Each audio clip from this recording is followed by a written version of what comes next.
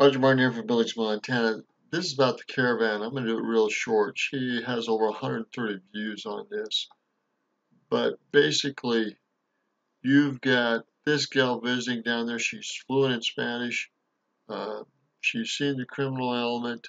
They're breaking down entries. Right. You can cross through the border system. So they didn't want the women and children to be harmed. So they processed the women and children through. So they use the women and children as spears as the head of this group. But there's a great deal of violence. And this is like the third or fourth major caravan. Thousands of people demanding to get into this country.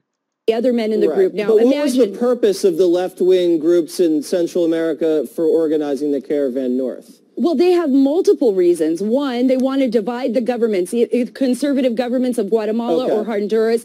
So they have multiple reasons. They're also dividing their governments and trying to usurp authority there, and using this as a means to do so.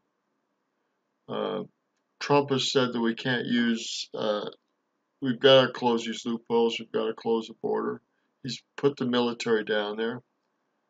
But let's get to guard and the level of viciousness with the rocks being thrown in their face. Their military was hurt, their police, their law enforcement, they were. So there have been skirmishes at the border. But let's get to the fact that we can't put up with this and the fact that we have to close the loopholes on the border. Our immigration laws just suck. Criminal element like, approximately. I did see visibly MS-13 members within the group that I was with. A lot of them were very demanding. They said, we're going there, we're going to get jobs. They were also talking badly about President Trump. They were saying, if he doesn't give us jobs, you know, we're coming into the country and we're going to demand our rights. And I said, well, what would it take for you to return home? I mean, you're coming to the United States. Where have I heard that before? It sounds like I've heard that here in the United States. Well, it's our loopholes, Jesse. I mean, look, we have so many loopholes in our system, and they know it. And they play these loopholes, whether it's family units, which we've seen over a 40% increase this year. See that gate across the border? They're throwing rocks like crazy. Serious problem. And this is like the third or fourth caravan. This is not stopping.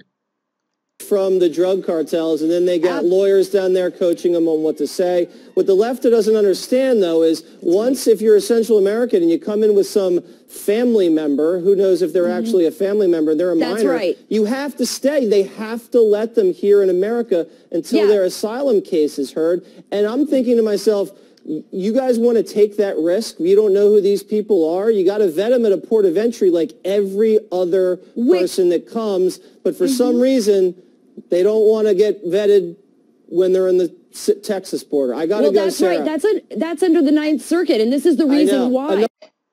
This Ninth Circuit, this judicial system is at great fault, and we're so divided, and there's so many problems with our judicial system that if we're not greater diligence and pressure on this, our judicial system is going to bring about the ruin of this country. There's no two ways about it. This is Roger Martin from Billings, Montana. I mean, this Sarah Carter went down there firsthand and saw this stuff.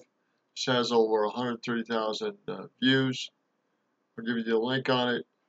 But we're in serious trouble on our southern border.